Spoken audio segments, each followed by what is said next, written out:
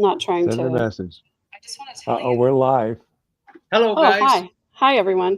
Hi, Everybody. everyone. Welcome. We're kind of getting all adjusted here. Welcome to Ladder Daily Digest. This is the first time yours truly has ever actually been the host of a podcast in my entire life. And of course, all kinds of crap is going wrong with my equipment. I think Gene sabotaged it while he was here at my house. Probably. He didn't want me to look good, so he screwed up my headphones and probably dipped my microphone in a cup of water. But we have kind of a fun topic tonight. It's ghost stories, which I think almost everybody has something that they can't explain.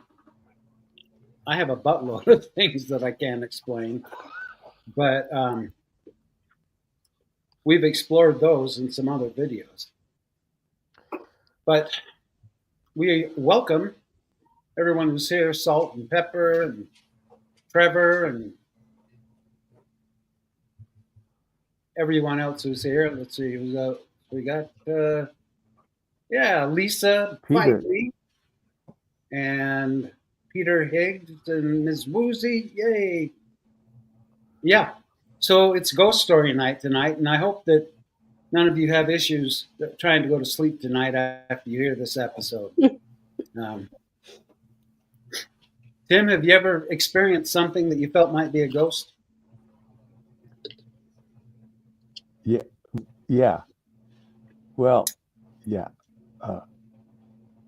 I was in the Manti Temple once, and I could swear my grandfather was sitting right next to me. Wow. My mother's father was.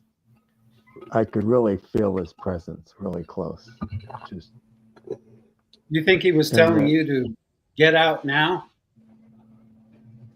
He was faithful. He was a patriarch, so I don't think so. I can tell you when I was doing baptism for the dead and I was doing the baptizing, I did feel like somebody was holding me up in the font.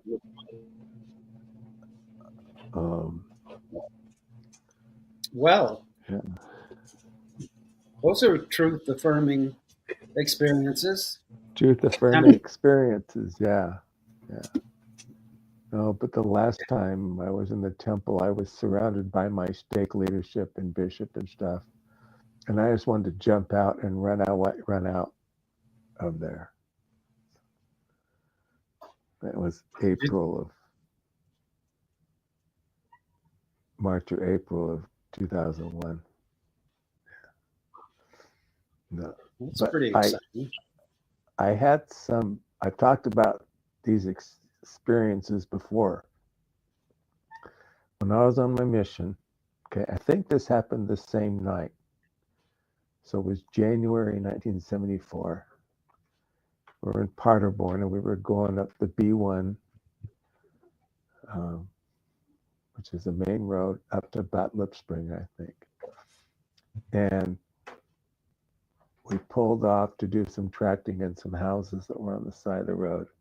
And I had my suit jacket on and a nice great coat that I got while I was in Germany. I had a really nice overcoat. And I fell over and it felt like the curb was rubber, like it just mushed, didn't hurt me at all. And in Germany, the curbs they're segmented, like they have cobblestone streets almost everywhere, and the curbs are about 12 inches long, pieces of stone that they've cut. And anyway, so I fell over. Well, something pushed me over. Something pushed me over, and I landed on the side, and it just felt like it was mushy. It was like, wow, that was weird, you know. And then a few minutes that your head was mushy or the curb was mushy? The curb was mushy. it felt like the curb was mushy. That I just kind of smooshed into it. You see. Yeah, it was I fell on my right side. Yeah. If I remember right. So it felt like But it was maybe an intervention of some paranormal sort. Some kind. Yeah. I have kind of a similar experience, but I'll tell you that later. And then later on, my companion's bike, like there was like lightning, electricity was coming out of his feet on the ground, and his bike was moving like this. Like, let me do this, like What? this. It jumped up and down, and it did a full 360 with him on it. Okay. Nothing scary about that. And I thought, Brother Hunter, what's going on? He says, I don't know. So it just took over. And it just, I'm watching it. That is nuts. That was wild. That was wild. I think that was Trevor the same Larson night. says, if you have a mushy curb, go see a doctor. Right. I was on Jesus drugs. I actually like that description of Mormonism. Back when I was on Jesus drugs. Yeah. Have you ever had any other experiences on your mission, Tim? Just strange ones where we went to a place and it felt creepy.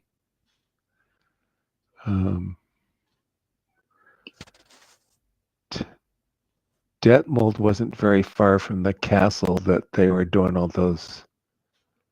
I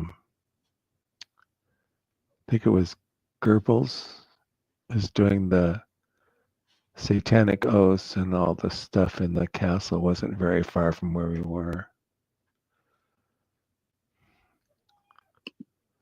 No, I think that's about it. What about you, As I Miss can Megan? remember. By the way, you did such an incredible job on Friday with the verdict testimonies. Oh, thank you. Yeah, Are you talking about web sleuths? yes. Well, yeah, the show that you did that wrapped them all up, and it was amazing. Yeah, it was so late. I didn't realize how long we had been on. It was just like talking with friends and, trying to unpack all of the emotions. Still working through it. But so as far as ghost stories go, I'm afraid that I'm going to be a sad contributor to this one, because I think there were a lot of times when I convinced myself that there was some kind of something, but I don't really know that I necessarily had an authentic experience, especially after listening to your experiences, Randy. There were times when I wanted there to be a ghost, and there were times when I didn't want there to be a ghost, and I felt like there was. So when I lived in Connecticut, we lived in a house that was built in 1910. And Oh, wow. It didn't have central air or central heat. There was just a big 3-foot by 3-foot iron grate on the floor in the front entryway that blew hot air. And I just remember every Sunday after church, we would go and stand by the grate so we could all get warm again. Because when you go upstairs and into the rooms at the extremities of the house, they were all really cold in the winter. And we did eventually replace that, but that basement also had a dirt floor, and it was the first place that I ever lived that was that, primitive in the basement. And the wooden steps were rough hewn wood. So somebody had hand hewn these steps that went down to the basement. They were hand hewn steps? Yes. Yes. And they were, of course, very creaky and very creepy. And the exit to the basement were these 2 double doors that would open this way, sort of like a storm cellar almost. And then, of course, down in the basement was a scary boiler. There definitely were mice in the house. We know this because our dog food started to slowly disappear. Unless that was a ghost, but I can't imagine why a ghost would want to eat dog food. But my brothers used to go down in the basement and they would line up either my Barbie dolls or my strawberry shortcake dolls on this little half wall that was at the back of the basement. And they would do target practice on the little dolls. And so I would go down there and, you know, I would be sort of shuffling around and there's no light down there. So I'd have to take a flashlight and I would, you know, feel something weird on the floor and I'd shine my flashlight on it. And it was a strawberry shortcake doll with a hole in its head or something, you know, or it was a G.I. Joe that was missing an arm or something like that. So it was really creepy. And then I found out, okay, so here's the other thing. Historically, I don't mind scary movies that have aliens, or sci-fi scary movies don't bother me at all. It was for me always, and it's interesting now thinking back on it, the psychological thrillers were always the scariest to me. Because to me, I was like, there are real psychos out there. You know, Yes. aliens, I was like, aliens aren't real, sci-fi is not real, but there are real evil people out there. Which is funny that I would think that as a kid, and then as an adult turned out to be true. Literally somebody I used to share a room with. Anyway, the house that we lived in Connecticut looked very much like the same house that you see in the movie Psycho.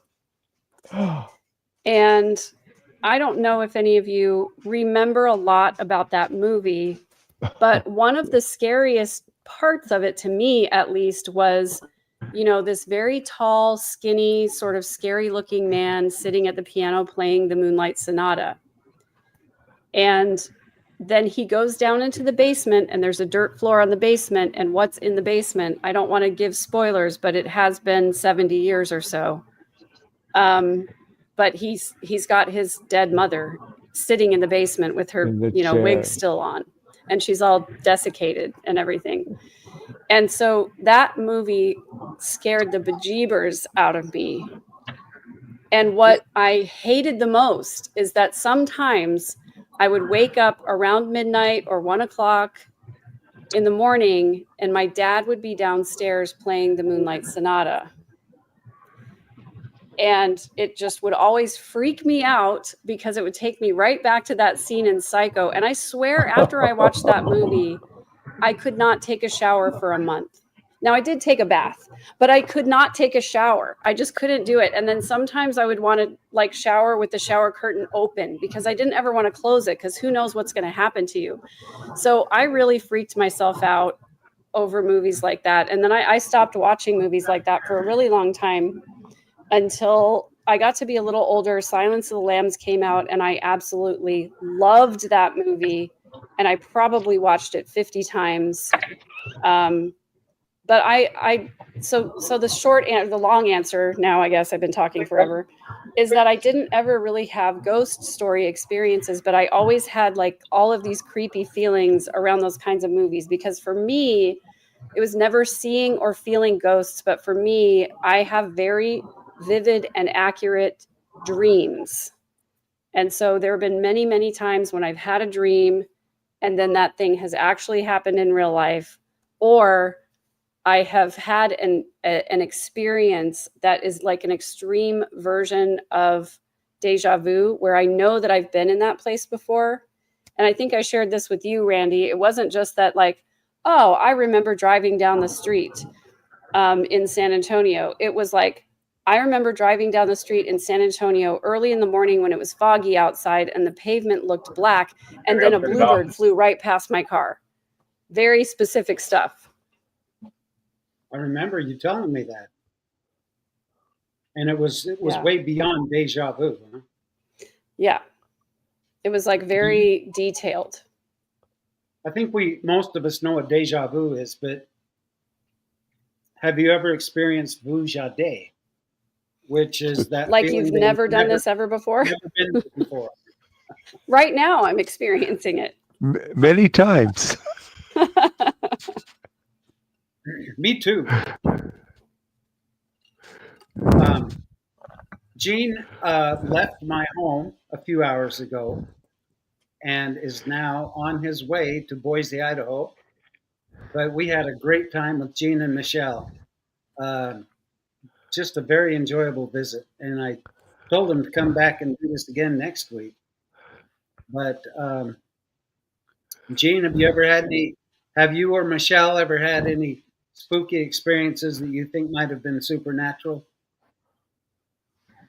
So I'm not sure if I've ever had too spooky of a time. Can you hear me okay? Yes. Yes. Okay.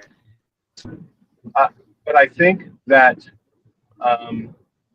when I was young, there were times when we'd play like Ouija board, and there was some unexplainable things. I had a cousin who, said, "Look in the mirror at night, like your friend's friend."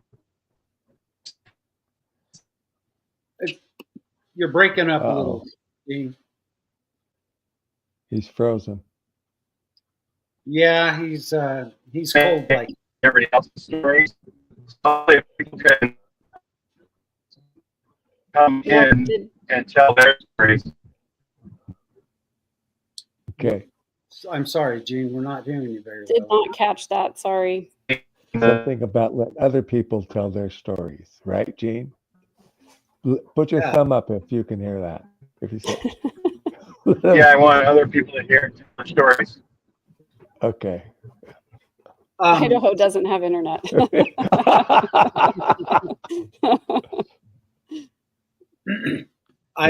on his way to Sunstone, I think. Tim, I could relate to the story that you told about the mushy curb, because when I was a kid,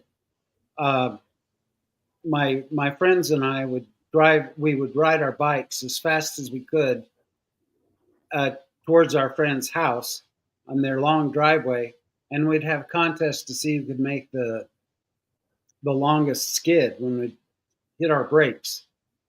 This probably wasn't the wisest thing in the world, because if we didn't brake, there was just a wall that was his house. And man, I got going. I was bound and determined to break the skid record, because, we'd leave the black marks in the driveway, which his parents loved. But I got going as fast as I could on my Stingray.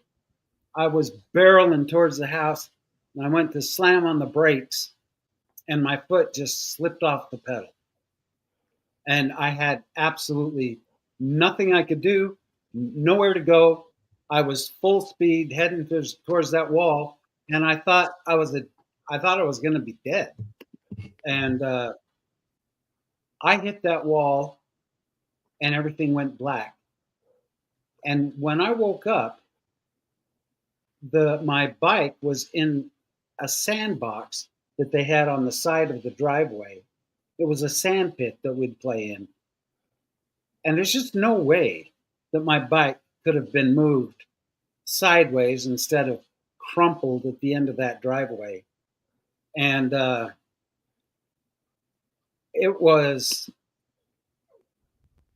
I woke up thinking I was going to be, seriously going to the hospital or something. And I wasn't hurt. My bike wasn't damaged. And my friends were like, dude, how'd you do that? And I'm like, I don't know. I didn't do it. I hit that wall, and somehow everything went sideways. So I think maybe their house was made out of the same mushy material that that German was made out of. Because, I couldn't believe it that I woke up intact in one piece. Were you lying down? That's crazy. I was lying down in their sand pit, and it knocked me out. I mean, I was out. And when I opened my eyes, there I was, comfortable in the sand pit, no damage. I don't know how to explain that. I don't know if it was supernatural, but I just should have been really damaged. That sounds like the time I was riding my bike and I got hit by a car, and I was thrown clear across the street, And in Los Angeles, you have a curb and you have some grass and you have a sidewalk. I landed in the grass and my head was like a quarter of an inch away from the sidewalk. My bike was in two pieces because the handlebar and the front wheel came off. I don't even remember, the guy was at the stop sign and he pulled out and he hit me. It just threw me across the street, all the way across the street, other side of the street. That's pretty freaking cool. I That know. explains a lot, Randy, doesn't it? Yeah. Yes, it does. It explains an awful lot. Maybe you were damaged, Tim. That's not the first time on a bike, nor was it the last. I actually had, unfortunately, a similar experience. My mom really, really, really wanted me to be a tennis pro. And so she wanted me to take tennis lessons during the summer, but she was working during the summers. And we lived in a pretty small town. And so I could ride my bike up to the tennis center.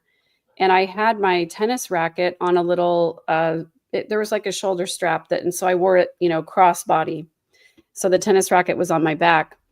And I was riding my bike along and the strap broke and the tennis racket went right through the middle of my spokes. And I flipped over the handlebars and ended up on my back on the ground with cars whizzing right past me because it was one of the main roads there. And luckily I was far enough off to the side that nobody ran over me, but I had the wind knocked out of me. And I got up and I rode back home and I was like, I'm never going to tennis again. I'm just not going to do it. I wasn't that good anyway. So I was looking for an excuse to quit. And that was a good excuse. Oh my gosh. Did you ruin the spokes on the bike? Sorry, what? Did you ruin the spokes on the front wheel?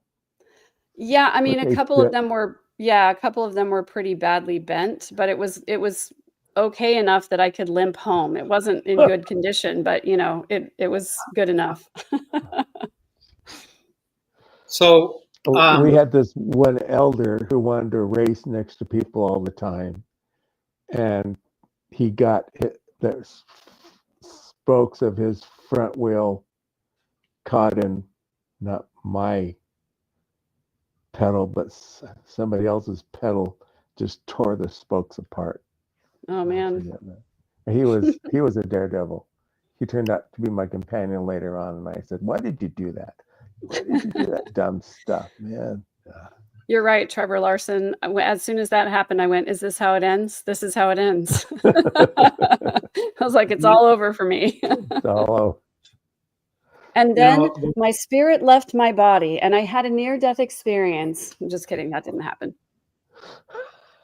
I saw a video online on the internet, so it has to be true, where it showed a body in the hospital and you could see the spirit lift up out of it and ascend.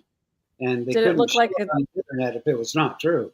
Well, that's true. They can't. There are rules about what you can post on the internet. You literally can't post it if it's not true. Right? That's right.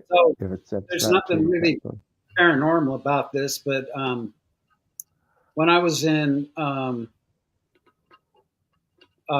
junior high school, going to Powell Junior High, and I'm sorry, guys, this is my first time ever hosting a podcast. So you're doing fine. You're doing great. Okay, I'm trying to. Our 13 viewers are having a wonderful time. 22. Oh, 22. Excuse me. Sorry. Share, and subscribe, guys. I was riding my bike home from Powell Junior High School, and there was this girl, Jaylene Farnsworth, and I had a crush on her. And she was riding her bike home from Powell Junior High at the same time I was, and I noticed that she was back behind me. So I'm thinking, I'm going to slow down, kind of let her catch up, so maybe we could ride together. So, because I was going pretty quick, and so I looked back just to see where she was at, and she waved at me, and I went to wave at her, and I hit a parked car right in the ass of it, and just rolled up, just like in the movies, rolled up over the trunk, right collapsed on the side, and there is no way in hell to play that off cool. Like, My you know, companion man. did the same thing. what's that? My companion did the same thing to an orange BMW. I couldn't. I watched the whole thing. We were leaving the apartment, and I was outside of the. I was on the side of the car, and he was right behind me, and he went right into the middle of the trunk, and he went, boom, and I went, Hunter, what's wrong? There's no way to play that off. There's no way to play that off. No. So when I was on my mission, and I'm going to jump back to the paranormal thing here. Please do. When I was on my mission, my first area was Santiago de Compostela in Spain, and that's a very old town. You maybe heard the Trek of Santiago, the trail that they would walk, and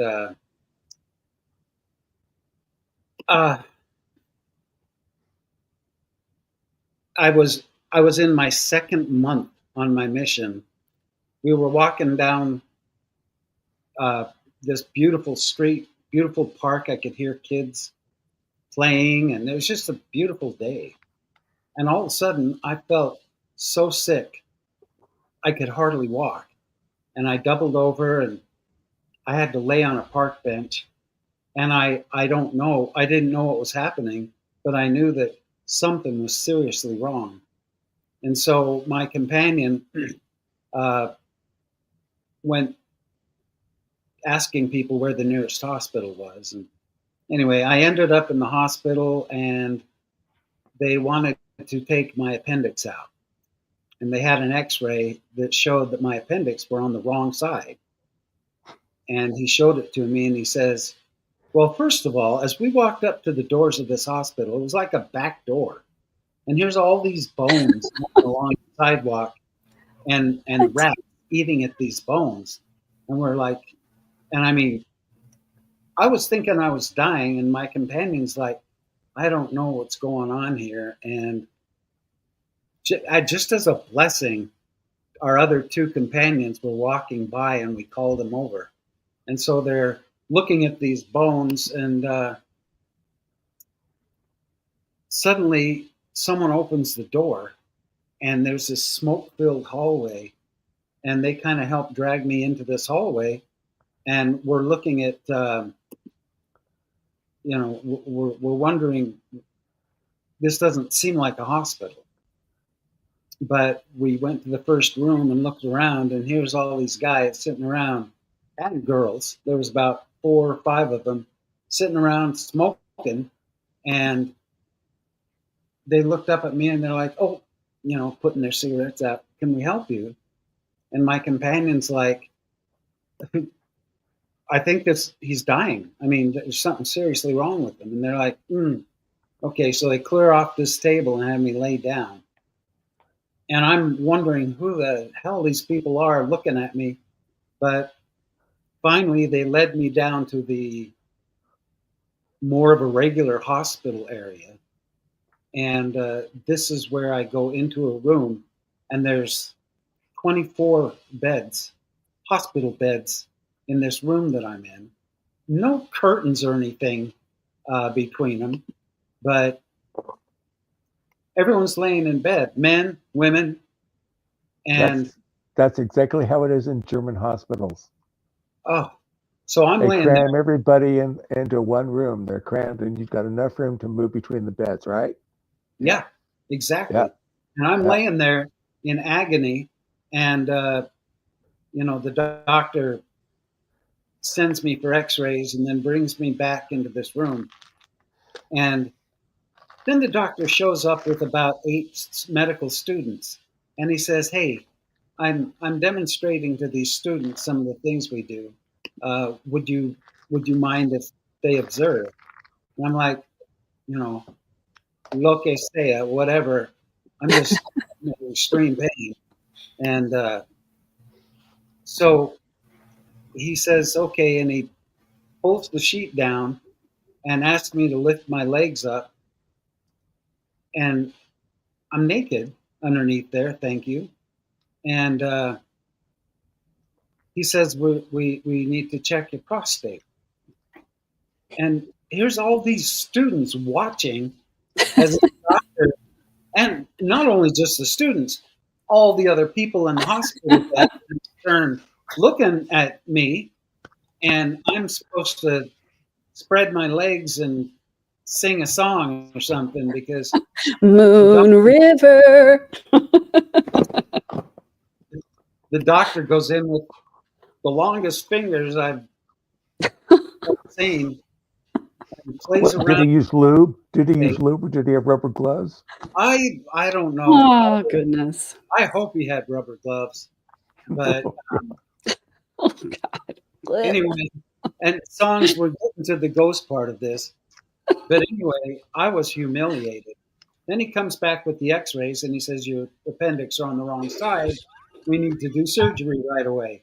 I'm thinking, why the hell did you check my prostate if it's my you know, what did I say? Appendix. Appendix. You know, Randy, they were just making sure. They have to do a very thorough examination to make sure that there's nothing else wrong with you. Like And the Castle Anthrax. Remember? In yes, Monty Python? exactly. How Newt and her sisters had to carefully check. Very carefully check every. I literally Lancelot. almost spit out my drink at the Church of Korihor's comment just now. And then the real doctor showed up and said, "Who the hell are you people?" Right.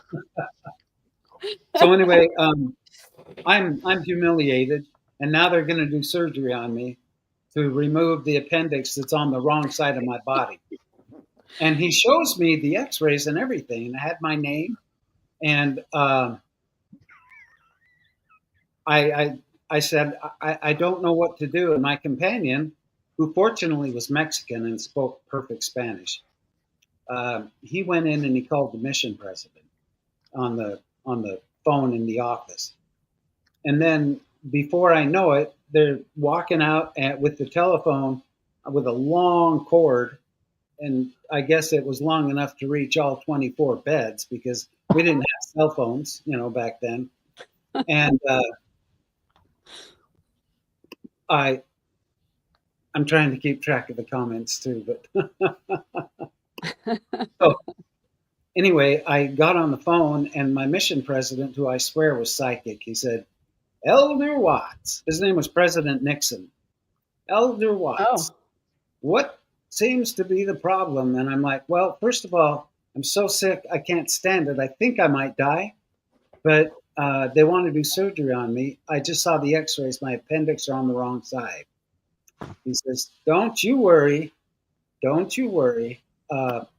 What I need you to do is get on an airplane and fly to Madrid and see the mission doctor. And so I said to the doctor in the best Spanish I knew how, because my companion was off doing who knows what. Presidente, no es posible. Yeah. No quiere que vuela.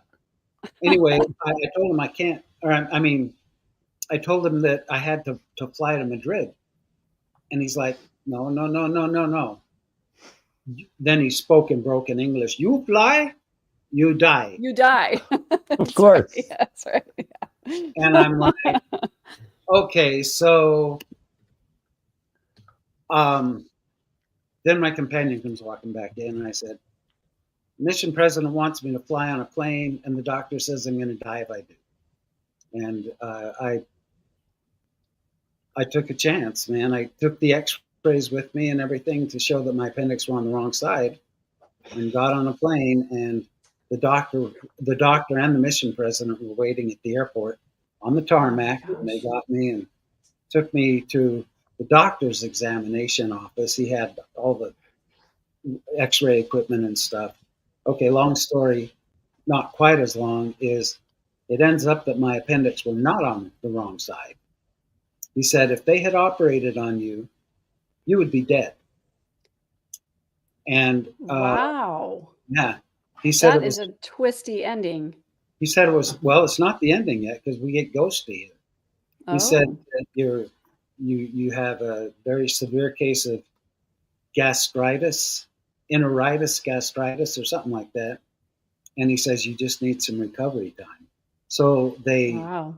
made this transfer, and so now I'm in Móstoles, Spain, which is right by Madrid, and they're making me drink all this white crap, and I've got to go in for more X-rays, and they turn Bury me him.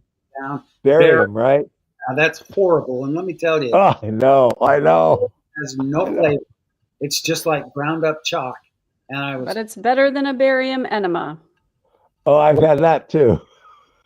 let me tell you, it was like I had one because I was crapping my brains out until nothing but this white stuff was coming out, just like I drank it in. And then they take me in and they tip me upside down and they're looking at everything. And while I was in Móstoles, because I was there for 2 weeks for rest and relaxation, when I got back to Santiago de Compostela, we sat down at dinner, and all my missionary companions, companions are very quiet. They're at the table, and they're very quiet. And they said, Elder Watts, we have something to tell you. While you were gone, we had evil spirits come into our apartment. And I'm like, what? And he says, yeah. And they told me all about it. And my companion, Elder Escamilla, and there were 4 of us living in this apartment. And Elder Lubereski was a great big kid. And he was thrown out of bed and apparently went up in the air. And it's all this scary, scary, evil spirit stuff. And I mean, you could feel it buzzing in the air. It was horrible. And so I didn't want to go to bed that night and go to sleep and get eaten by evil spirits. So we piled on our clothes. It was wintertime and we had no heat. So we wore all these different layers, garments first, then pajamas, then clothes, then, a coat, then our overcoats, trying to stay warm. And that night, we're all sound asleep, and I'm telling you, my eyes just slammed open because I heard all this evil-sounding chanting, and it sounded like it was coming from outside. And I jumped up out of bed, and my companions are now waking up, and they hear this chanting. And I opened the windows and looked out we had a little tiny balcony. I stood out on there and looked down the street, and I see all these minions dressed in what looked like dressed in black, and they're carrying torches. And I'm thinking, oh shit, they're taking over this town, But as they got closer, I was totally relieved to find out that it was a university demonstration marching through the streets, the University of Santiago. And I'm sorry, the university demonstration involved torches? Yeah, they all had lit torches. And okay. I'm telling you, it was just the scariest damn thing ever because I thought it was like devils or something like that. It's all in my journal. And yeah, but nevertheless, we did have continued evil spirit problems and the church shut down in Santiago. It was in 1978. And anyway, yeah, there's this book that I'm writing has all these experiences that we had with evil spirit stuff. And so the church transferred us all out, shut the town down, said that the town was not worthy to have the church in it. And so.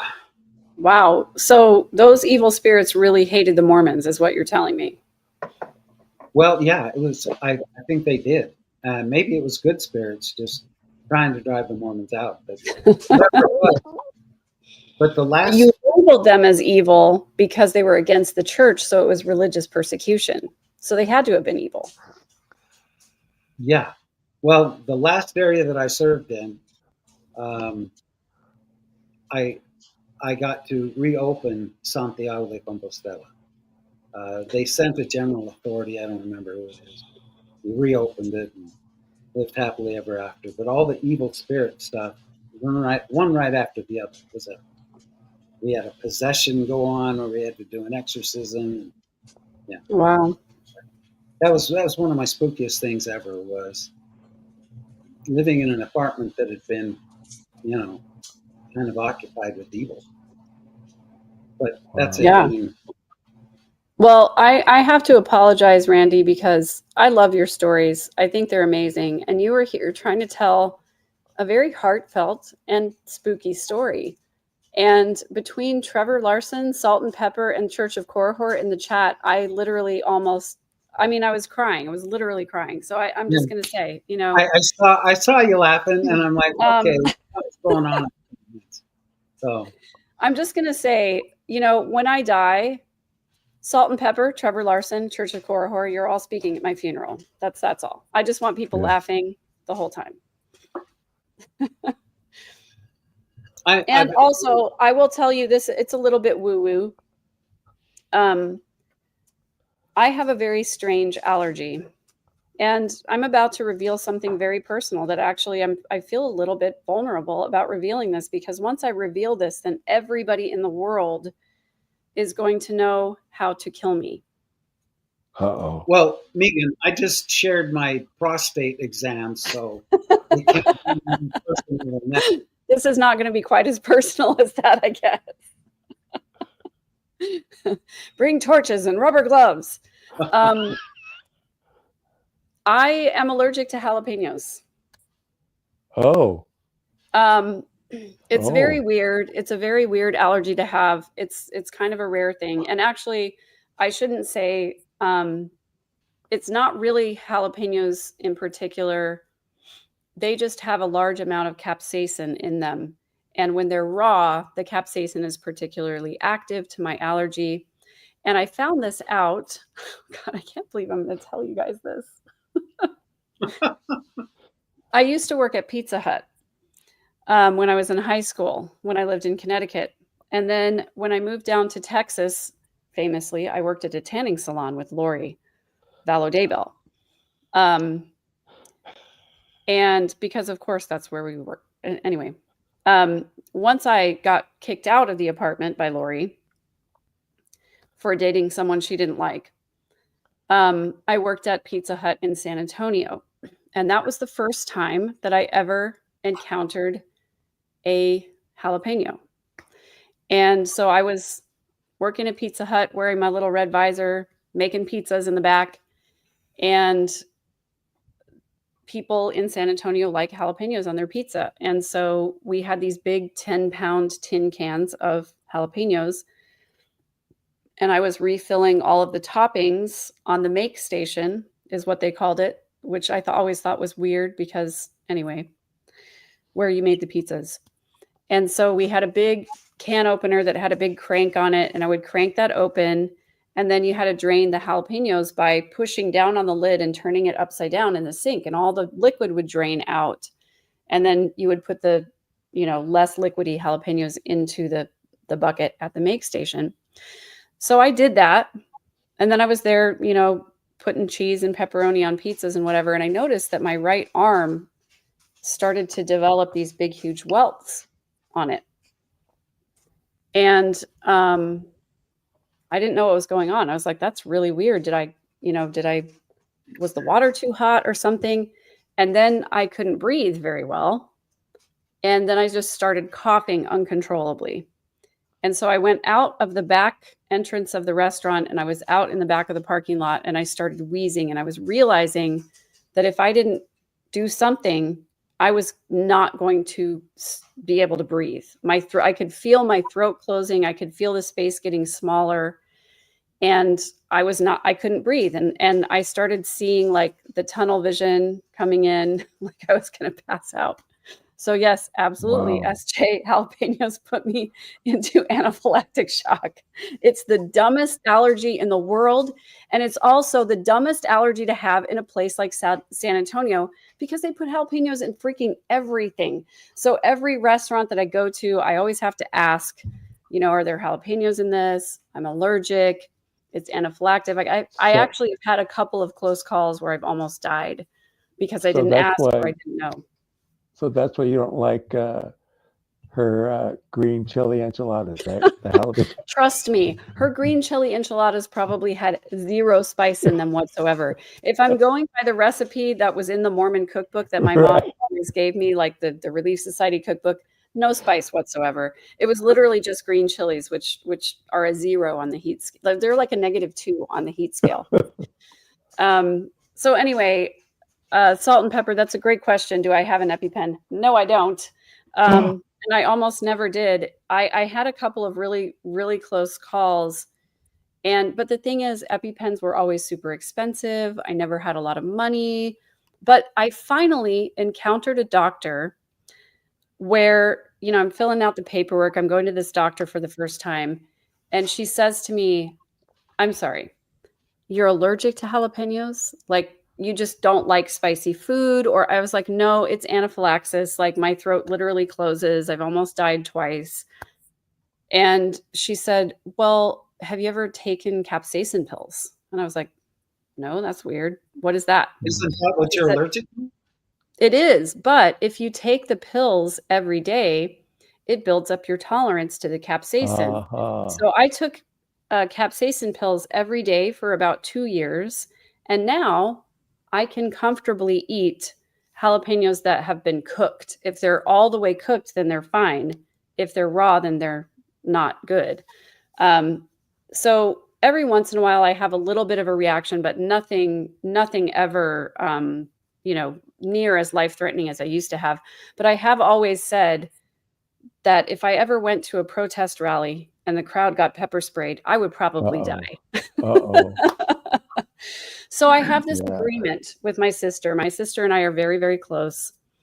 And I told her at one point, I said, if I do not die in some hilarious way, it probably was murder. Because I'm pretty sure that if there is a God, that I agreed with him that I'm going to die in a hilarious way. And I just think it would be very poetic if I was like 109 years old and I died of a jalapeno allergy attack. And then I told her, if that happens, what you're going to do is you're just going to put a headstone with no name and no date, just a jalapeno. And that's it.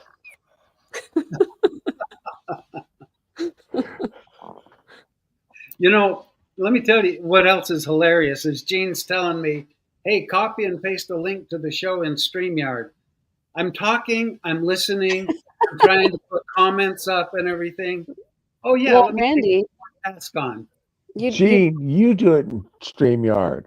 You can't do 68 things at once. Gene, you have access to your messages. Gene, do it in the messages on YouTube, huh? You can do it, Gene.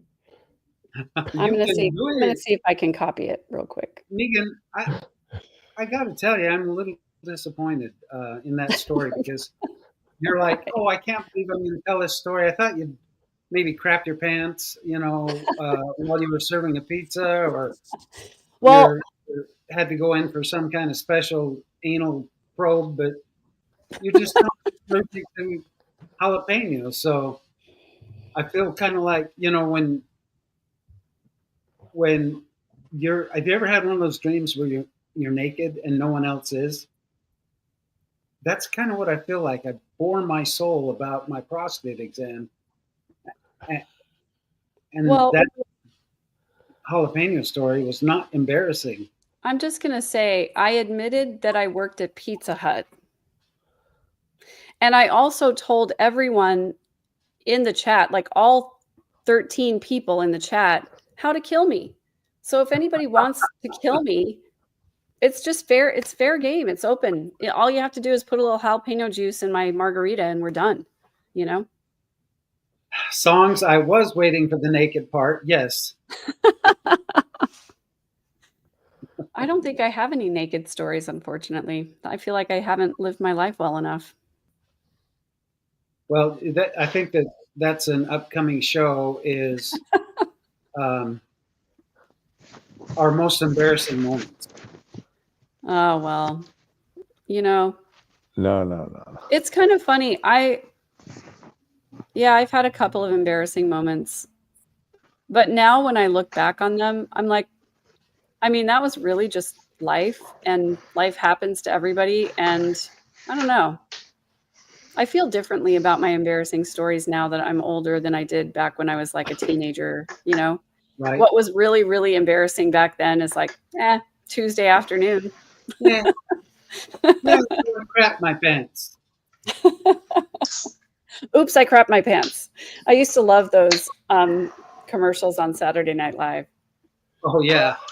Whoops! I crap my pants. Crap my pants. I mean, everybody poops, and every once in a while, everybody poops their pants. It happens. Okay, Yes. now the party just got real serious. We do. But we've kind of strayed away from the ghost topic, and I feel bad because I don't have any good ghost stories to tell. I've got But tons. I'm so excited for you to come and visit me in San Antonio because there are lots of haunted places in San Antonio, and I can't wait to have a paranormal experience here. Speaking of that, um, Garrett, I showed Jean and Michelle Garrett's last video. Walt Disney allowed him to go into the haunted mansion at night alone, him and his cameraman. And, that was, they didn't really expect to get anything too haunted. What they did get was an experience in the hotel that Disney put them up in because Disney paid for him to come do all this. And, anyway, he was just telling about what was going on and what he was doing. And the light behind him moved, and it was a sconce, and it turned completely the other direction when he started talking about the little girl ghost that they had caught on camera. And when he was talking about her, this light did this, and it was just him in the room, and then the light in the hallway turned on and turned off. And he's like, suddenly he got serious. He was laughing, and then all of a sudden, he's like, okay, interesting that I'm talking about this little girl. And anyway, if you want to see video proof of a paranormal experience, watch Garrett Watts' his last video about going into the haunted mansion. The mansion part of Disney was not the haunted part. I have had other experiences. Okay. What, Tim? Tim, do tell. I have had other experiences, but yeah, I just remembered some more. Okay, see, we get talking. Okay. When I helped this guy he does videos of airplanes, doing some on B-17s. And I've slept in 3 B-17s so far, the one in Tulare, the one at Castle, and the one at March Field at Riverside. And while I was sleeping in the one in March, this figure came at me, just running over me. He was a wounded airman. This plane had been in combat. And I have people now that I think about it, I have people visiting me all the time, a lot of times. But yeah, he was trying to say something to me, and he ran right over me. I've had a few. And So then I have was a it like girl, but a spirit being or something? yeah, he was like a spirit. He was in combat gear. He was an airman. I could tell that. Was he single? Only one. Oh. It happened 2 or 3 times. when I go down there to work with this guy, I'd go sleep in the airplane. And it didn't happen every night, but it happened 2 or 3 nights. And then I have people visit me here sometimes too. God, I forgot about that. Yeah, I have a little girl that comes and talks to me and try to tell me something. Does the girl ever get any older, Tim? No. That's No, how Did you you know she's have- not real. Do you have an explanation for that, Tim, or what you suspect?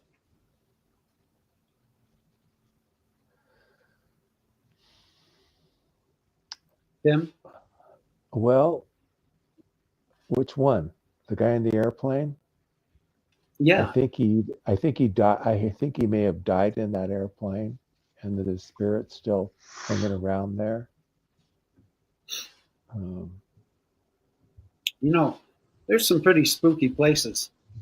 To me, I know that the B-29 at March they had the ghost hunters come there. Okay, there was a family where one of the hangars is. There was a family that died from influenza, and the little boy's spirit is in the hangar, and I could feel him when I was down there too. Yeah, there's a ghost hunters video that they did at March when they went around to the airplanes and stuff. They put down a music box, and the kid played the music box for them. well, that's But cool. at the B-29, there's some Japanese right behind where the Bombay is. There's 2 or 3 Japanese, and there's an airman, and they won't leave. They hang out there. I didn't experience that, but they told us about that. And the kid in the hangar and the guy in the airplane, they have a ghost night.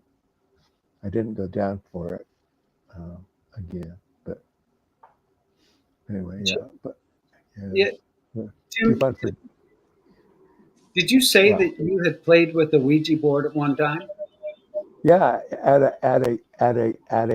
a young men and young women's event, actually. Is that a euphemism? Pardon? Playing with the Ouija board, is that a euphemism? No. Okay. No, an Literal. actual Ouija board. Okay. My friend Dennis had a Ouija board, and we had an activity at not his house, but somebody else's house, and he brought it along, and the leaders didn't say anything about it. We played with the Ouija board, and we played with the Ouija Are you board. kidding me? My No. leaders and my parents would have freaked the crap out if we had a Ouija board anywhere near anything churchy at all. They would have just been absolutely not. It This was. It's Well, an this In Cali. this was L.A. Yeah. Let things go there. California Smoking weed, Mormons. Book of There Mormon. you go. California Mormons. There you go. Yeah. You get Smoking west weed of as usual, going surfing You- afterwards.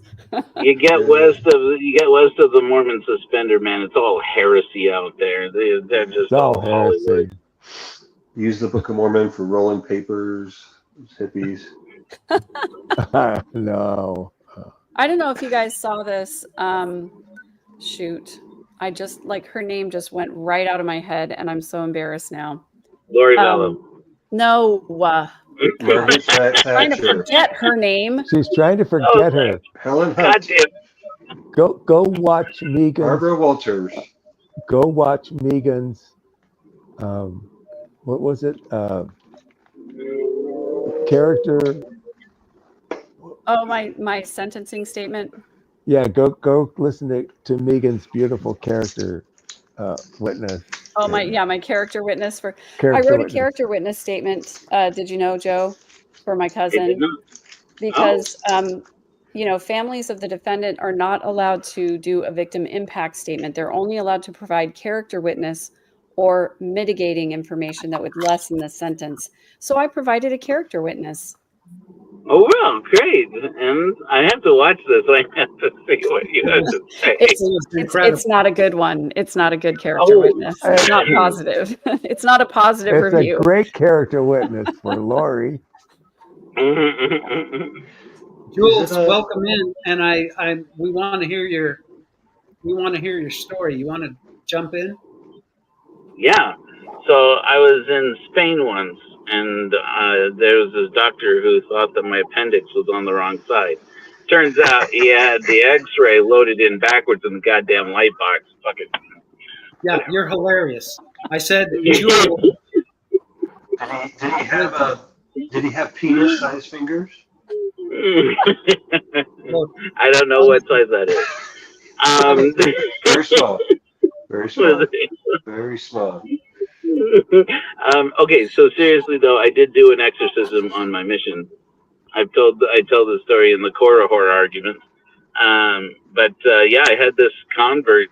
We had not had a baptism in a long time, and we were a little bit desperate. And we had this investigator who was kind of mousy. He was kind of soft spoken, and he asked very strange questions. And after a while, we stopped visiting with him because he was a little bit odd, and we were trying to An find odd family. Mormon? That's weird. He was an odd Catholic at that point, but yeah, I mean, he was curious about the church, and one day he asked us, we started doing, we had to get our numbers up, so I'm like, let's go see if we can find that guy, and we met him at the church, and this is in Lima, and he asked me, he said, do you believe in demonic possessions? And I said, well, sure. I mean, as a church, do we believe it exists? Yeah. I mean, there's plenty of record of that in the New Testament, particularly, that there's, that it happens.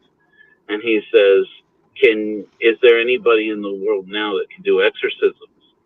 And I was like, well, yeah, I mean, the priesthood authority of God is on the earth now. I mean, Elder and I are, we hold the priesthood.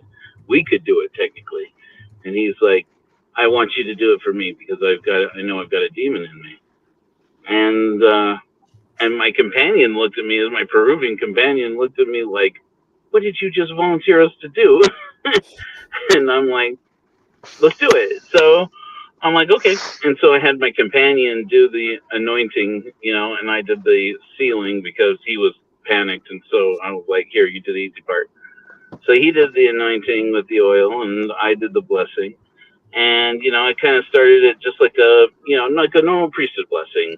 And, but then he started like moving underneath our hands and our hands on his head, obviously. And, he started making sounds, started going, it sounded like,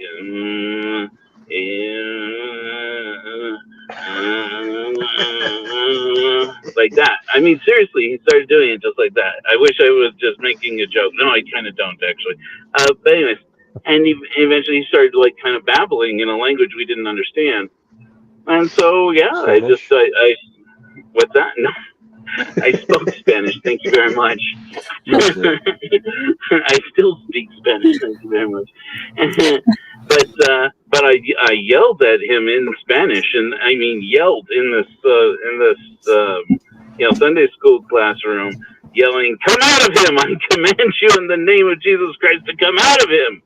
And then he settled down, and then it was 10 o'clock at night, and I said, "So, how do you feel?" And he's like, "Kind of better." I'm like, "Great. So we have a baptismal date available for you for this Saturday. Will you commit to keeping your second estate and be baptized in the Church of Jesus Christ of Latter-day Saints on Saturday at 10 a.m.? And he's like, "I guess so." And I'm like, "Good enough. Let's do it. That'll do for repentance." And sure enough, we baptized him.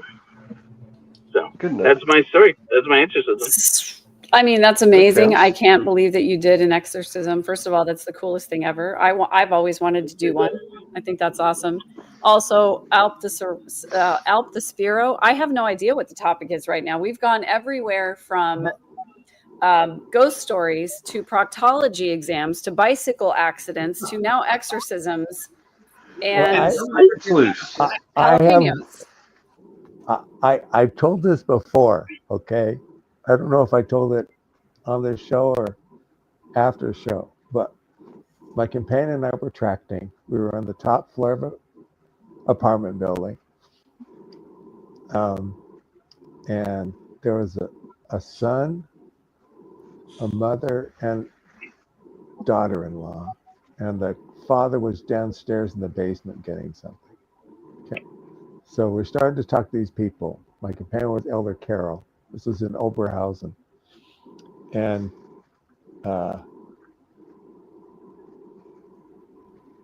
the two women were okay, but the son came out and he started to argue with us and got really boisterous and loud and stuff. And Elder Carol and were yelling at each other. And I told them in English, told Carol, shut up, shut up.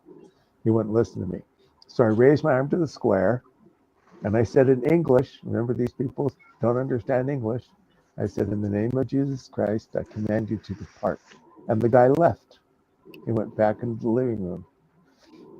And then things calmed down and we're talking to the women.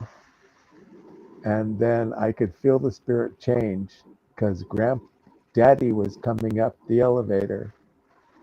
And as Daddy was coming up in the elevator, getting out, he gets out and he just starts screaming at us. And I don't know how he knew what was going on, but he started to scream. And the son came out screaming and yelling at us. And the women kind of moved away. And they slammed the door, and Elder Carol was yelling through the door jamb, kept yelling and yelling. I had to physically pull him away. And I took him downstairs, and I said, we're going back to the apartments, and we're going to do a scripture study for the rest of the night. We're going to talk about what just happened. That's scary. Hey, Jules. Hey, Jules. Hey, how's it going? Hey, I know I got a lot of my subs here waiting for me. I've got my ghost right here too, Thomas. You're in high He's command. We want you to go story. okay. So talking Ouija boards. Come here, Thomas. Calm down. So talking Ouija boards. One time, come on, buddy. Talking about California Mormons. That's where I got baptized. So we were in LA with my cousins, and we were playing with the Ouija board, and we asked it to tell us if anybody in the room was possessed, and it spelled out. It said yes, and then it spelled out my cousin Danny's name. You should have seen him. He did look possessed because of the way he reacted to it. It was amazing. It was he got scared out of his mind. That's crazy. Yeah. Did you feel the planchette move? What's that? Did you feel the thing move? Yeah, I saw it move. Yeah. What Were thing, you Randy? You have to were be you- specific. You can't The just say pointer on the pointer on the Ouija board. Yeah, it moves. Yeah, and it'll spell out the name if you ask them who. And Did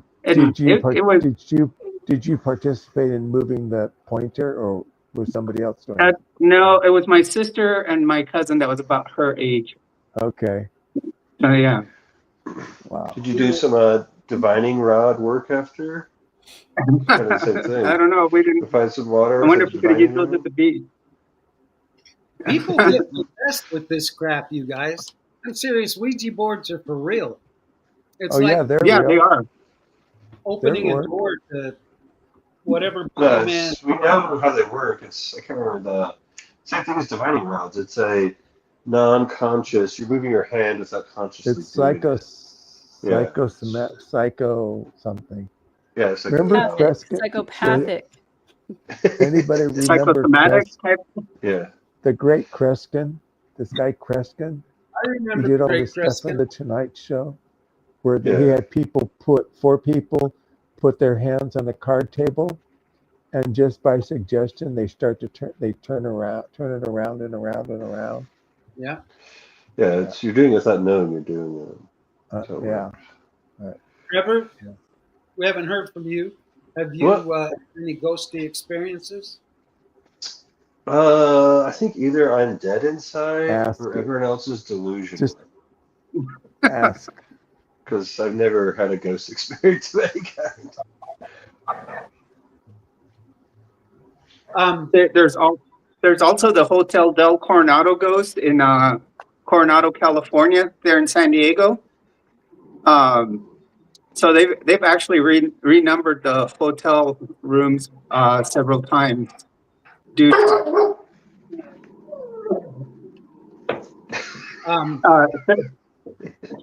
he's possessed right now. But they've renumbered the room several times, so people don't know which room is the one that's possessed and haunted. Wouldn't it kind of stand out if it's possessed? Well, it was, I guess, a woman that committed suicide there, but what they do is they renumber the room so people don't try to reserve that room and don't know where it's at, for Halloween. It's a very popular one. It's a Wouldn't popular the myth Ouija out board there. guide them to it? Possibly. There's actually someone at San Diego State University that does research on it, and you can go to that professor and probably find out from him. So, Trevor, you don't think There's a lot of there's those. anything supernatural about it? You think it's all just psychosomatic? Most likely. I mean, there'll be a lot more evidence needed to prove there's some spirit realm. For me, at least, it's the more likely, as human brains are tricky, and they're very flawed machines, and so they do lots of weird stuff all the time. That seems more likely to me, at least. I concur, but at the same time, critical thinking demands that we not jump the gun to a conclusion. I mean, there is such a thing as anomalies and things we don't understand, right? Yeah, like I said, I could just be dead inside. Who knows? Yeah, right. Well, see, and that's very familiar to me because, like, my actual ghost story from my mission was that I felt the presence of my grandfather who was deceased on a particular occasion when my companion was basically having a heart attack, and I had to rush him into the next town to the hospital. And they said, we need this particular medication. It wasn't really a heart attack. It was, he had some kind of weakness, like a weak muscle in his heart or something. And they're like, you have to go find a pharmacy that's open. And so I did. It was the first time I'd been by myself in 2 years. And so I sat on one side of the back side of a moto taxi. They called that a tuk-tuk in other places. And I remember looking to my right because, like, I'd never, it's been 2 years since I went anywhere by myself. So I'm like, I keep my companion seat open, and I felt the presence of my grandfather. And I remember the time thinking, I'm making this up in my head. That's not really you. And I'm like, and so I remember I even talked to him, like, Grandpa Lindsay, if this is you, I could really use some help right now. And I'm like, well, if this is just my brain comforting me right now, it's working, so I'm not going to ask too many questions. And all my life, I'm like, so I'm convinced that was my brain making it up. Like, I'm a rational atheist. That makes sense to me. I'm like, my brain would have done that. But as I talked about in the horror argument, I don't know that's true. I mean, it's just what makes sense to me. We don't know that ever happened either. You don't know you're alive right now. Right. So what do you know? Now that's Nothing certain. That's an epistemological quandary we're not ready to go into right now. We might as well talk about we might as well talk about the fact that none of us have free will. I mean, we could just go there if we want to. Let's do it. I'm in. True. Well, that's definitely true. Yeah. Free will is definitely true. That's just a fact. 100%. Free will is not true. We're going to have a separate episode where we talk about dreams, because I feel like probably a lot of us a lot of us maybe have had dreams or premonitions or whatever as well. So I think that would be interesting to do. I agree. I love that one. Yeah. How about that's next a great week? one right there. Next week. That Next would be week. Next topic. I don't think, Next by week. the way, You don't think? Are you still here, Al? Because Knock 3 times if you can hear us. Alp had a question, and I would love for her or him to ask that question. But, Who's I have seen, and you can go to Megan's channel and watch, but I have seen apparitions, 3-dimensional, full-figured apparitions, and have had a relationship with a ghost that occupied a bed and breakfast that I owned. No one. A relationship. Well, I mean, Full figured? I'm just kidding. Randy, How full usually, the figures? Talking, Randy, usually when they come to me, it's between that moment of a week, asleep and awake. You know, that twilight time Yes. is usually when I experience them, kind of like, or when I'm meditating, they'll come to imagination me. time? Experience with someone that you've lost, like a loved one? Did you mention? You know, I've been looking for that friend, and well, my late wife's birthday was just the other day. Nothing since she's been gone for over 10 years. Well, almost 10 years over 10 years, 2009. Yeah. Anyway, no, my friend who passed away, I've been thinking about her too. No, nothing yet. Mm. But when my grandfather passed, I knew it before the phone rang. I was watching a movie on TV, and the phone rang, and my dad answered, and I said, "It's Mom, isn't it? Grandpa died." He says, "How did you know?" So I remember that. Wow. Does that mean your grandpa's in heaven and the rest are in hell? I don't know where he is. Well, you Now, talked to you, I others can- didn't. Pardon? What was that, Trevor? He talked to you, but the others didn't. So maybe he's in the good place where they can talk, and the rest are not. He never talked to me. I just felt his presence when I was in the Manti Temple once. Mm. Mm. He didn't talk Now- to me. I just felt Mm. a presence there. I'll say Sending this. signals. I'll say this and make of it what you will. I know before I had that experience where I experienced the presence of my grandfather on my mission, I had 2 cousins who had reported similar instances where they felt the expression of the impression of my grandfather's presence on their mission. And as far as I am aware, these other 2 cousins are among the handful who have also left the church. So it's interesting. It's like having an experience with Grandpa Rollins, with Grandpa Lindsay, leave the church. So go Yeah. figure. I don't know. I don't know what it is. I don't know what that is.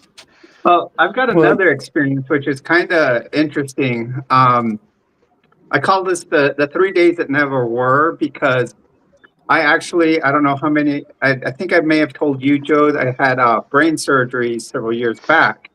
Ooh. And if it was anything that could, this was a very well-known neurosurgeon throughout the country. And I was his first brain surgery to go wrong. I got a big old infection in the brain, everything. Wow. I basically went comatose for 3 days. I think I had,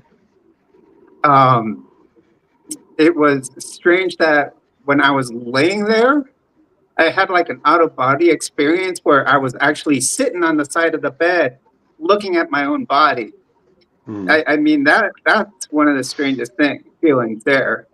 Huh. Another Jealous. thing I can say that's really strange is, and we've talked about me being an ER nurse for many years, is when you resuscitate people and you have the ones that don't make it, you actually feel something leave that body as soon as you stop. As soon as you Really? stop. I Yeah. had a That makes sense. friend who was a nurse, and she was in the room when I think it was the wife died, and the husband was there, and Diane was there, and she told me that the husband and her experienced his wife's spirit going up through the roof of the hospital, and they were having a conversation as she was leaving through the ceiling. He was talking to her all the way up.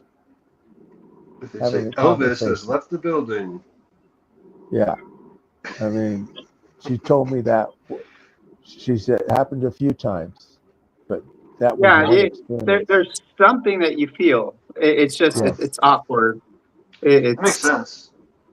hmm Human So- There's beings, we something to notice, say for panpsychism, you know, that there's enough there are enough reports out there, people who experience things that supposedly are being experienced by somebody else, and they experience it. You know, it like, you know, near-death experiences can pretty well be explained by, you know, a sudden burst of DMT in the brain, for example. But Well, that's see, for you. How do you explain Like it for a oxygen. person like sitting in the room with you, right, having the same experience? It's like, and, well, okay, that's not the DMT. That's Just something like- else happening. Just like religious experiences. and You know, our when brains I just had have I some- had a so-called near-death experience, and the only thing I experienced was white and a feeling of overwhelming love. That was it. Didn't see anything, didn't know anything. But yet, when I've gone in for a colonoscopy or my neck operation last year, from the time I was out until I woke up, I couldn't remember anything. It's just, you know, I said to the nurse, I guess I'm gone. Boom, I was out. A few hours later, I'm waking up. You know. Yeah. yeah. Yeah, it sounds like that. That's like me for sleeping. I never remember my dreams. The- I the prefer not thing to remember my dreams. Yeah, the thing they do when you go under surgery, they put you on milk of amnesia, is what we call it, and Propofol? it's Propofol. Dipervan, propofol, Dipervan, that's another one. and we call it the milk of amnesia, and So Michael called it. because it is Michael a white Jackson. milky, yeah, it's You a just white put milky in- drug, and Okay. it causes all it causes is amnesia, and it's very short acting. That's why you wake up so quick. They stop it, Yeah. and the half life is very Yeah. very slow, very quick. And They always you're- told you'll me wake- that it was a coconut margarita. I don't know. yeah, to be. good truth serum too. Excellent. You can ask Yeah, people but, like, gingers like me, the drugs don't work as well though. Like if you're a ginger, Gingers have a hard the drugs aren't time. as effective on I've you. got Yeah. two They have kiddos special who powers. are gingers. Yeah. Right. Drug My brother was resistant an powers. anesthesiologist. Yeah, Mhm. the drugs don't work on us. I've had many fun experiences with anesthesia. They I'll put me bet under you and I started have. like fighting them. Yeah, Hey, one Joe. of my gingers had surgery recently and was having a really bad time afterwards, you know, not able to keep anything down, just over and over and over. And we met with the surgeon and they were like, yeah, we're going to get her some anti-nausea. She's going to be fine. I went out into the hallway and the anesthesiologist happened to be standing there. And he said, have you met with the surgeon already? And I said, yeah, I have. And he says, okay, then I can tell you this. We had to give her a ton of anesthesia. And at the end, we ended up having to give her the highest dose of fentanyl possible because she would not go under. Wow. Wow. He was like, yeah, as Yeah. soon as we saw she's a ginger, we were like, yeah, Drug it up. it's going to happen. We're magical. And they inject it too. They don't do the mask anymore. They inject in the IV. yeah, everything goes IV. Fentanyl. And Yeah, fentanyl it's comes all a in many forms. titration. It's all what? Titrated. In other words, that's what the anesthesiologist and his a nurse anesthetist do. They sit there and just titrate the medication to make Yeah. sure the person's under sedation, or more like it's actually called what you call conscious sedation. They're really conscious, but really don't forgetting remember it. stuff. Yeah. Yeah, And they use Yeah. a lot of ketamine too. They use a lot of ketamine. yeah. Or you can do what they call ketafol. You mix both. Mm. That's what I Wow. do. I try to do that, Jewel. I try Every to do night? that right before I go to bed every night. Yeah. Yeah. Yeah. K So- trains straight to the dreams.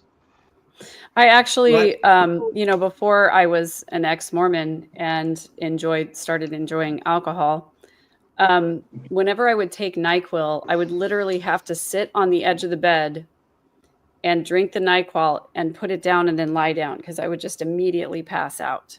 Wow. And, jealous. I kind of miss I'm that. It's not the jealous. case anymore. Yeah, I'm totally That jealous. makes me jealous. As a ginger, I could drink like 5 bottles and be like, "What? What's going on?"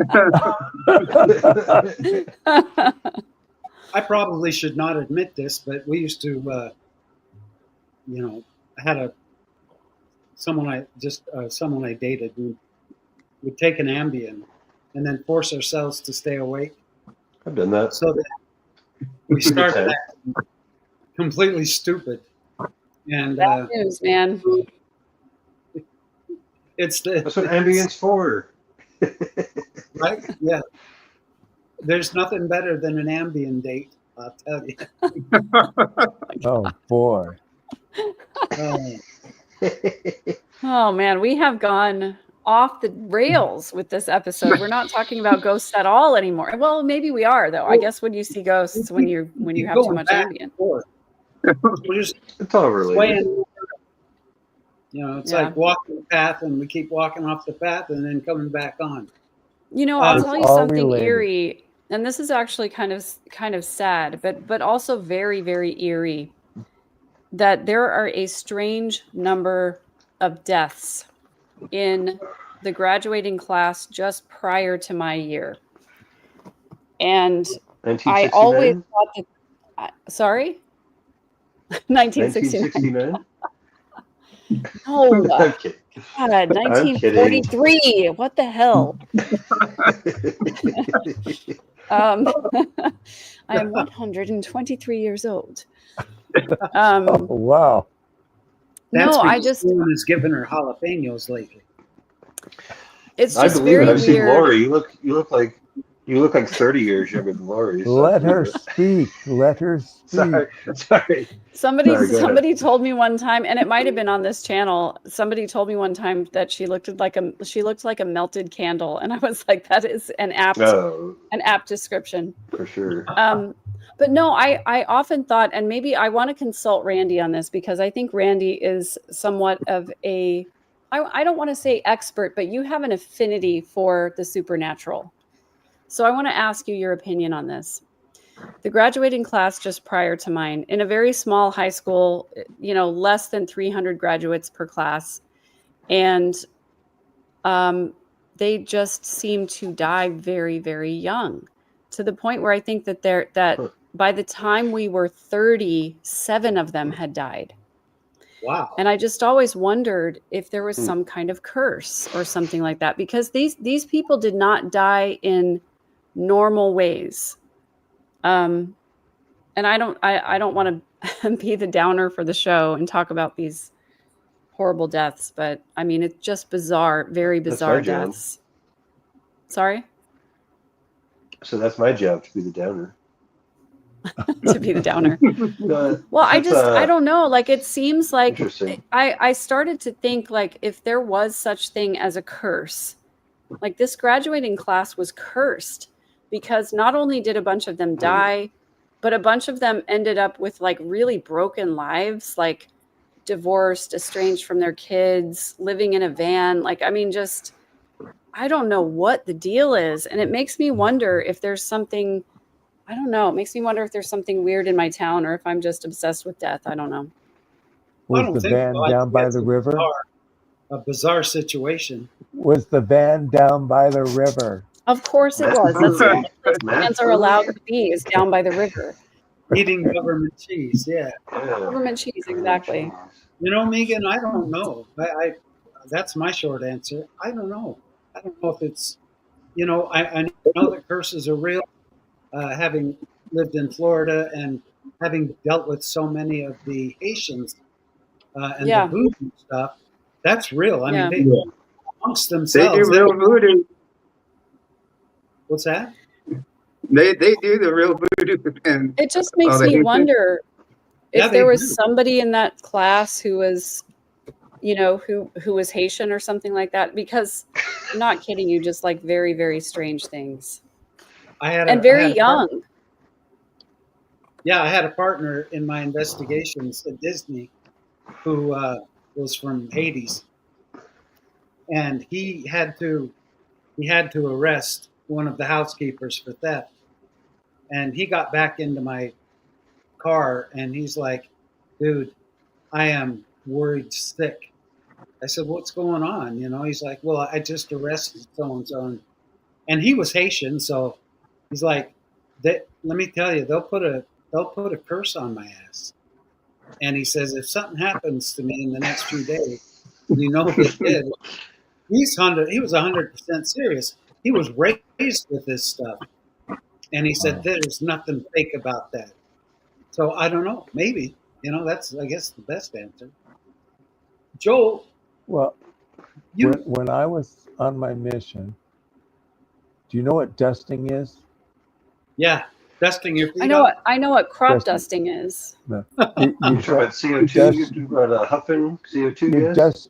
You dust the dust off your shoes.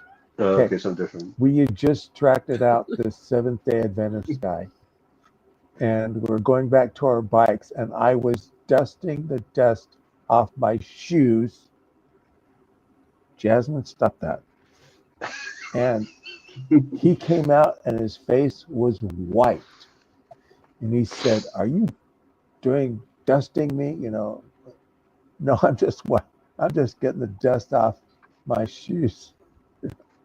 I says, "Why are you worried? If we don't have the true gospel, why are you worried?" Or something like I said, something like, you know, well, if you don't believe we have the truth, why are you worried about me dusting my feet? I think I'm cursing you. You know what I'm saying? It was just like I was just literally brushing the dust off my shoes. Well, freaked him out. So you weren't really doing the ritual. No, I was just dusty. My shoes were dusty. Brother Rollins, I have a question. Why is it that you're seeking a medium? Yeah, so some of you know that I have on Hellfire Agency, I have a series called Blood Atonement, where I investigate murders among the Mormons. And one of the things that we've been trying to do for a while is to prove, that I've been after for a while, is to prove that the girl who was found in the canyon here in American Fork was definitely murdered by Ted Bundy. And there's a huge problem with it because the local sheriff, the Utah County Sheriff, threw away all the evidence in her case. And to the day he died, you know, even when he confessed to others, like Debbie Kent, he denied to the end that he did Laura. And so I have this. I've basically hit this permanent dead end. I've talked to police officers who worked on the case. I talked to, one of these investigators. I got this interview with one of the girl's sisters, Laura Amy's sister. And so I've gone through we've basically hit like a dead end cold case on this, but I've shown you guys before. I don't have it here with me, but I have a piece of one of Ted Bundy's garbage bags that he used in his kit that he would use to bag up his victims. And I had said for a while, I said I would find and film, you know, even though I don't really buy into that it works, if my lack of belief doesn't affect it at all, I think my audience would at least find it interesting to see, is it possible to see if anything energetically is connected to this garbage bag and see if it can lead us onto some kind of a new breakthrough in the investigation into this. And so I said, at the very least it would be interesting to see, can you channel Ted Bundy and or his victims? Why don't you get a remote viewer to do it? Well, I would that work, do you think, a remote viewer? If you didn't tell them what the target was, wrote it on a piece of paper, get a random number generator, have it generate a number, write the number down, write what you're looking for, and find somebody who does remote viewing and give them the number generated by the random number generator and see what they come up with. Oh, you mean to prove that they know what they're doing? I'm not sure what. I don't understand to what the see- number. Now, does he say he didn't do it? Did Bundy kill her or not? I think Bundy killed her. I think it's clear Okay. that Bundy killed her. But who did? You said somebody denied it. Have you gone? But Bundy Did himself Bundy- denied that he did. It's weird because Have you gone to where they? Have you gone to where they found the body? Yeah, I have been there. I can take anybody With the there. bag? That with With oh, the I haven't bag gone there you with put over the your head. bag. Okay, I just have a piece of the bag. Well, get another But bag, suffocate yourself for a while, and take it off. See Was if you the have any bag- insights. Did he use the bag? Or was DNA. it just he didn't use He- the bag, right? It's just This, a roll of no, bag. this bag is from his kit. Remember, I think I've told you guys this Right. story before, Yes. but about how Jerry Thompson took the kit out of the evidence locker in Salt Lake County, and so it was from his kit, but it wasn't one of the bags used in a murder. It was Right. just from his kit. It'd be more. Hmm. I didn't catch that. this It has worth a been. lot if it was actually a murder bag. There's probably a psychic you could go to or a medium somewhere in Salt Lake. Yeah, you would Yeah. think so. I've You approached can't go a few to him. people. I could give you anything valuable. Someone right there, Well, SJ, okay, saying Timmy what's the Ballard had bookstore? one. What's the bookstore that everybody goes to now? Cosmic Airplane's closed. That's There's the one book- called the Cosmic Frog down here, but I talked to the lady there, and she didn't know anybody who would be interested. No, in go doing to it. Salt Lake. No, There's the probably one in magazine. Salt Lake. No, the magazine store in Salt Lake is now called Pornhub.com. No, No, they had to Okay. leave Utah. That's true. no. Megan, are you eating Alternate. Oh, or you're back. There's Sorry, gotta I had be- to let my dogs out. They were going crazy. But My if you guys cats are know going anybody, crazy. if you know anybody like a medium in Utah, I would sure like to meet with them. I mean, I think it'd make an interesting case. There See if has there's- to be. Look, Joe. There has to be somebody, some bookstore up in Salt Lake that's an occult bookstore. Go there. Go Okay. there. You know, Don't SJ waste your makes a time good there. point. Tim Ballard knows a medium. You could contact Timmy. Just call him up and be like, "Hey, I my Janet Russin, is she there?" Yeah, I don't know. I don't know why I didn't think of Janet Russin. Oh yeah, probably because she hates my fucking guts. Tim Ballard's got some free time. He can help you out. He does. Yeah, he's got some free Yeah. time. He's got plenty of free time No. now. That his cases have been He's got dismissed. lots of time on Sundays because he's not a Mormon anymore. He's Well, dead actively. Oh, but That's he's the, a Catholic. He's a Catholic. Don't you know that? Well, dead He became a people- That's Catholic. I heard. I did hear that, but that doesn't mean that he's free on Sundays. Like he just Right. has an hour Yeah. on Sundays instead of, all those meetings Unless he and goes to meeting Saturday with night general mass. authorities. Yeah. Well, Right. Dead People is the ultimate underground railroad. Dead People. It's like a 6 feet underground railroad. You should get on that gravy train. Hang on. Man.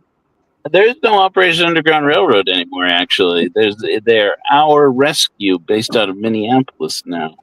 And from what I understand, I think they're not making money anymore. It's like when it was crazy Mormon, paramilitary But- coup. They Well, Money. it's hard to They make are money when rescuing- you're not taking groups of people to create trafficking situations in other countries. It's really hard to make money that way. Correct. So- Well, see, what's they funny aren't about making it money, but they are rescuing the same amount of children without any Oh, money, look at- which is zero. I just Googled it, and there's 3 in Salt Lake City at least. There's Crone's Hollow, Cat and Cauldron, and the Conjuring Tree. So Okay. There's 3. I bet there's at least one of those. The BS Well, I'm bookstore sure- didn't come out. Golden Braid, the Pletier Altar, the Legendarium, Elemental Inspirations, Botanica San Nonsense Antonio. Factory. There's a bunch of them. I'm These sure. are just, if I go there, I can find some. Rocky Mountain Witch, you got plenty up there. Rocky Mountain Witch. Oh, check that out. I'm You know, sure if they. Tim check that Ballard out. needs some ideas, he could do the ghosts ruse next, where, you know, you could pretend that go. you're a ghost and I need a ghost to come with me and we could be a Yeah. ghost couple. I think this could be a whole thing. Those couples were. The Ted Well, Bundy that's right. ruse. It I has mean- been. Oh, go ahead.